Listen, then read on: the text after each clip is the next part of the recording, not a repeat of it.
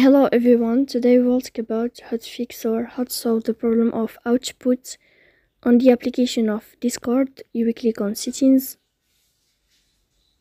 In this page you can click on apps, default apps, app settings.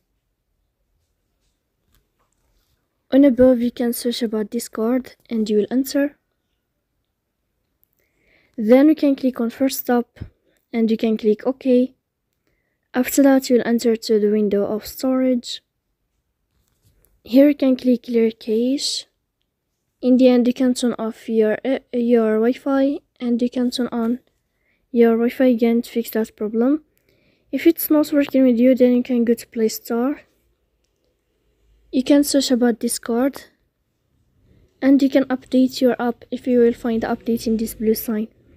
So please don't forget to support us by like and subscribe. See you next time.